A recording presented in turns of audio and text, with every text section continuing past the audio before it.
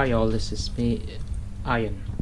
So we'll talk about drifting with RC. When I say drifting, we're talking about drifting with real rubber tires, not the drifting tires or the plastic ones, because I haven't really seen much videos on YouTube of people drifting their RCs with the rubber ones. Now, I mean, yeah, there are lots of people drifting, but they don't drift it like intentionally through the corners. So let's say they don't have the competition drifting. They don't use it on the corners. Like basically, they just drift out of nowhere and drift on the parking lot. So what we have in front of me is an Arrma Limitless 1/7 scale speed runner, an on-road RC car. So firstly, I'm going to discuss about drifting. So we all know we have different definitions of drifting. It could be sliding, through the corner, it could be skidding or power sliding. But let's make things clearer this time. So there are actually three terms to familiarize. Firstly, skidding or skid, then the drifting or the drift, and then the power slide. So the first is skidding or skid.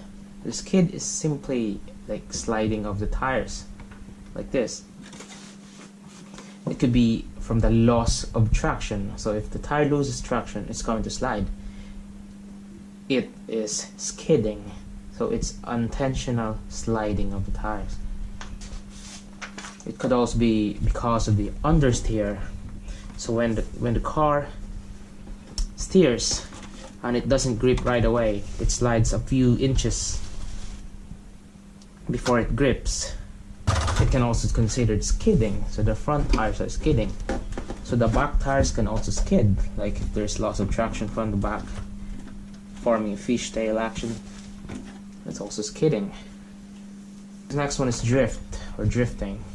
This is more like most of the time confused with the power sliding. Drifting is the way you set up the car as it enters the corner. So drifting is basically moving the car sideways, but let's say in a fashion different to the power slide. So the power slide is simply sliding the car sideways. It could be sideways, using the power or the speed as the advantage. So the drifting, it doesn't use much of the speed. It relies more on the brakes, on the steering as it enters the corner. But I'm going to explain it much further. So I'll show you here. This is a corner. So as the car approaches a corner, for drifting, the car will start to slow down. So angle its front steering wheels depending on how he will tackle the corner, and that's drifting. It could be the car will be tackling with the understeer or with an oversteer. That's drifting. And also it lets the car slide through with less input from the powertrain, or let's say from the engine, or let's say the motor. So that's what makes it drift, and it can carry the car sideways through the corner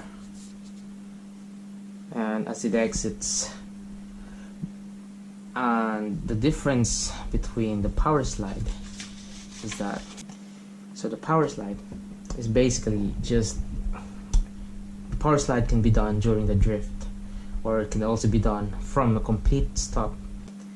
This car from a complete stop, or let's say if we just throttle up right away instantly, that will make it accelerate and then make a slide. So the maneuvering also takes place by angling the steering wheel. So I'm going to show you an example as well. That could be a power slide. And one example of power slide is when the car goes through the corner, there's a certain speed that the car maintains, or let's say the car can also accelerate while turning. That's also called power slide, not necessarily drift. There are lots of videos that are showing such, and it's really, at first it's hard to tell which is which, but I'm going to demonstrate it later. So these techniques can be mixed up. So as the car approaches corner, it does a drift, and when the car reaches the portion here, the car can be unstable. So to maintain the position of the car, it can do some power sliding. So I also showed it in the video. So it can do a lot of power sliding to maintain its angle all throughout the corner. All through the corner as it exits.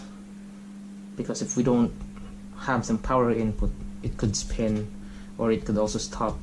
So it has to be inputted with the right amount of power. So that's when throttling comes in. So the throttling, or the amount of control you put on the throttle, the right amount, just to maintain the position of the car. So it's a bit complicated to explain, but I'll just show the video. One thing that also bothers me is the inertia drift that I saw from a TV series called Initial D. It's an animation series by Japan. It showcased a lot of drifting actions. They mentioned there the term inertia drift. So it's also called a Scandinavian flick or a fishtail drift because of its fishtail action. For a normal drift, usually when approaching a corner, so let's say this car is approaching a left corner, so the car will normally understeer to the left. Steer to the left, and it will cause a bit of understeer. What's understeer? So it will simply just produce a small skid in the front wheels before it grips the road and do a steering.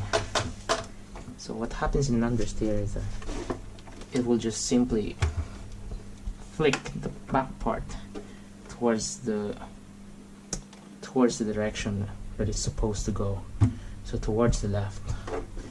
Then by the time the car is already sideways, it will start to drift, and that's the time that the car will do the counter steer to maintain its position, like that. That's the normal drift. Now for the inertia drift, there's a bit of catch, or let's say a flick, an opposite flick. So if this car is to go towards the left and drift, it will steer quickly towards the right. It sounds odd, it sounds dangerous, because the corner is on the left and you're gonna steer right. Really sounds stupid, but it's not, because the small steering action towards the right will cause the car to understeer, or let's say slide a bit or skid a bit. The front tires will skid a bit, and then it will grip, and it will cause the car to flick towards the right a bit, just like the normal drift. But the thing is that it will directly countersteer. It will immediately countersteer to correct or to oppose the position of the car, or let's say to do a pendulum, or what they call the fishtail action. So once it's like that, once the front tires grip, it's going to change the position of the car right away to this, and there's more force in penduluming action. There's more force in moving the car sideways than the normal drift. So in that case, the car is this way, sideways drifting, and that's the time the car will understeer again. Counter steer again to maintain the position and drifting. The inertia drift provides tighter angle of drifting than the normal drift. Inertia drift, or the fishtail drift. It's called like that because it's doing fishtail motion. It's a fishtail towards here and here. While the normal drift is just directly, so directly here. And the inertia drift, well, you can see the difference.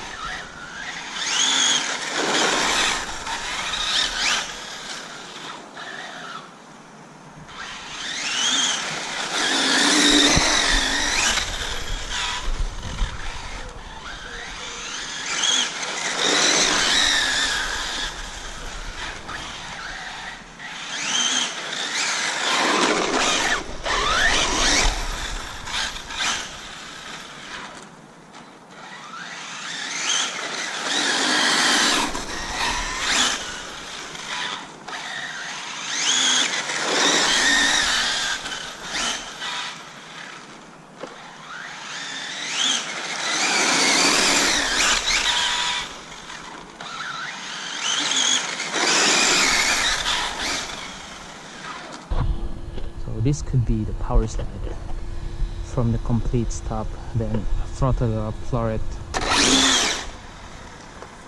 Simply a power slide. And if we apply power slide to the corner, that would be a power slide.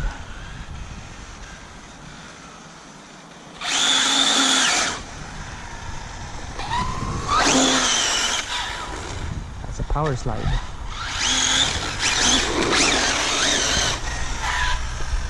That's a power slide.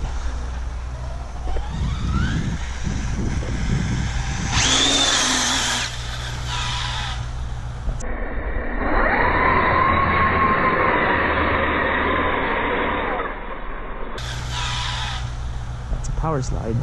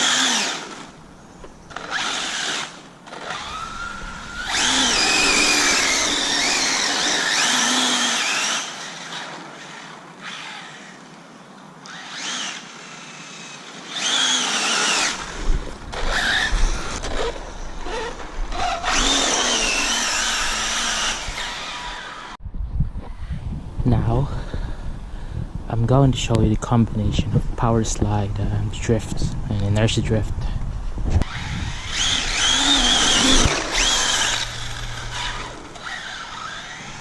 Saw that.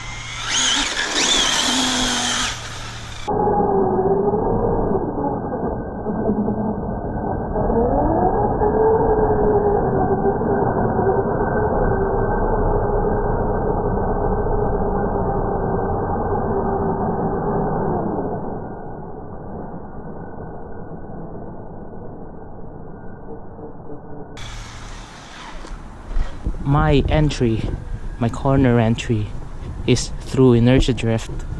Then as I go around the corner, I maintain it with a power slide, and as I exit the corner, I still do power slide.